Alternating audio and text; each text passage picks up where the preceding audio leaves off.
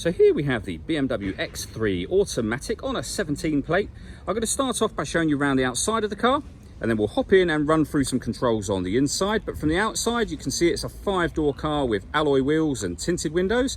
Let's start off inside the boot and then work our way around the rest of the car from there. The tailgate on this car will open electronically. You can do that from the button on the key or the button on the tailgate itself. As we approach the back of the car, you can see we have reversing sensors, loads of boot space as well, along with that 60/40 split folding rear seat, should you wish to increase this space even further. And then underneath this tray section here, even more storage space should you need it. Okay, so we're just going to work our way back round to the front of the car, and then we'll hop in and run through some controls on the inside. But now that we've done a full circle of it, you can see it's a great looking car the whole way round. Just briefly before we climb in, I think it's well worth seeing the interior from this exterior point of view. You get full leather interior, as you can see. There's plenty to run through on the dashboard, so let's hop in and we'll do that right now.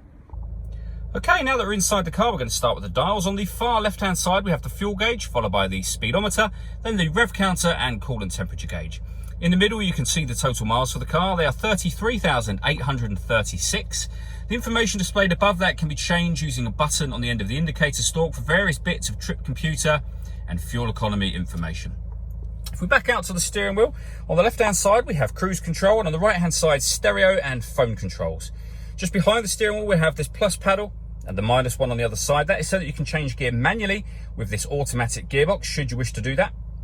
Over in the center, we have BMW's professional nav, which is its extra wide screen. All the movements that I'm making on the screen are all being done using the iDrive system, which is essentially this dial and the collection of buttons above it and below it. But the dial will do virtually everything you need to do, which obviously makes it far easier on the move without having to touch a screen or a collection of smaller buttons.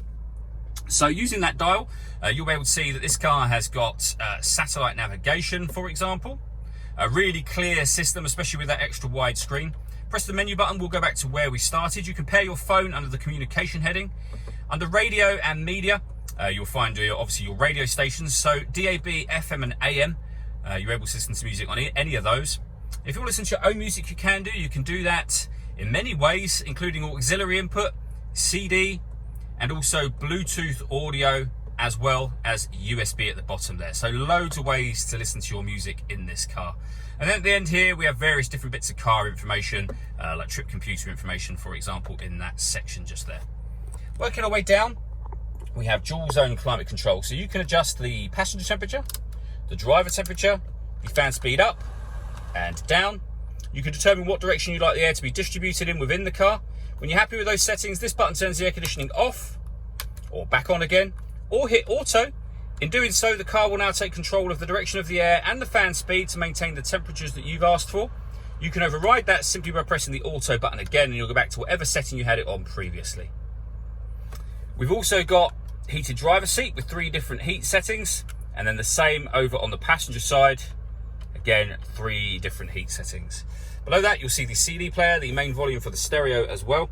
A couple of cup holders, and then the gear lever for the fully automatic gearbox just here. Again, this has a manual mode on it, the same way as you've got the paddles behind the steering wheel. We have an electronic handbrake with auto hold function. We can turn the parking sensors on or off. This one turns on a kind of a downhill brake control system for if you're going to take the car off road. You can turn off the traction control.